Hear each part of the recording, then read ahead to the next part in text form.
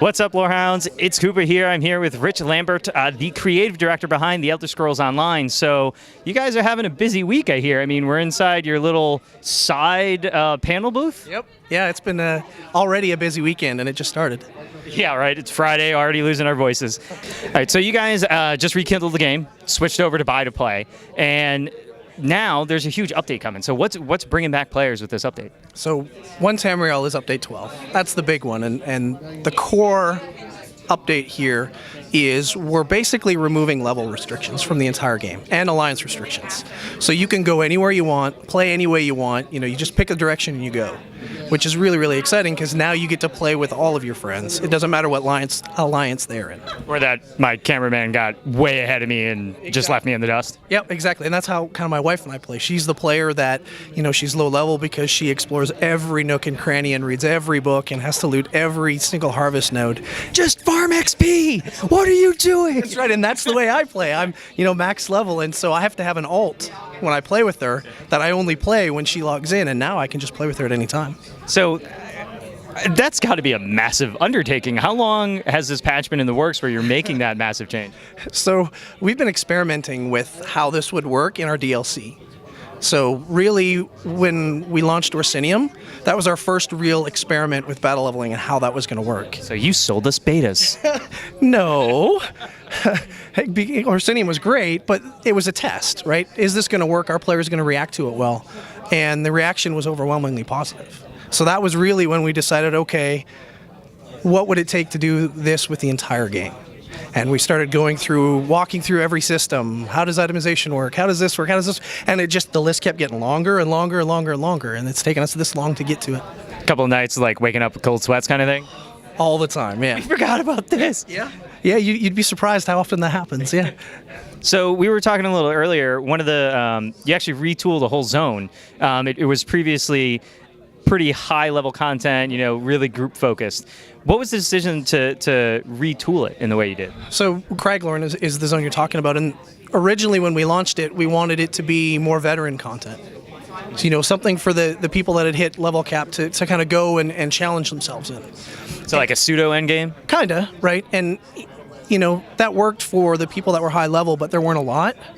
And one of the biggest struggles we saw for players that were going there is you had to have a preformed group because everything was group content. And we've redesigned Craglorn so that the crit path or the main story through there is now soloable. So you can go there, you can experience the story and play the zone, and when you run into the content that requires a partner or maybe a couple other people, you can find them organically in the zone.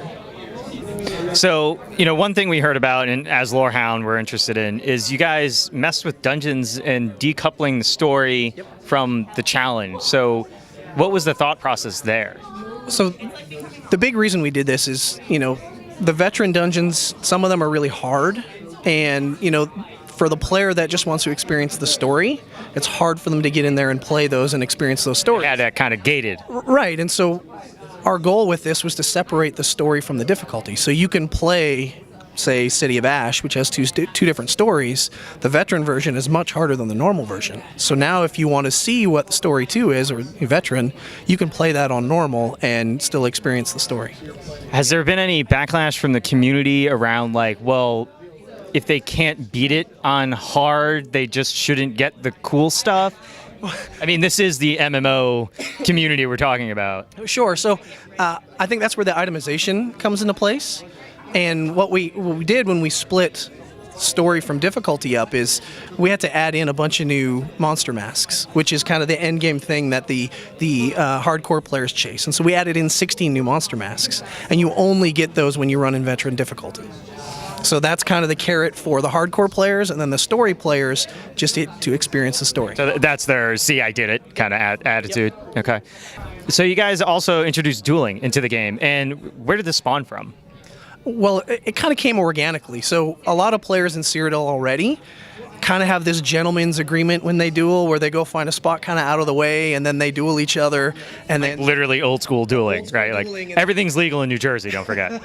And then occasionally you get somebody come in and jump with somebody else, and so there wasn't really an official way of doing this. And so we wanted to put that in game after we saw how popular it was in Cyrodiil. And so with Dueling, now you can challenge someone to a duel. You'll know when the duel starts, when it ends, who wins, and you're locked into that, that duel without any outside influence. So you have the clear game mechanics actually managing the duel for you rather than this kind of like Yep. black market dueling going on. Yep.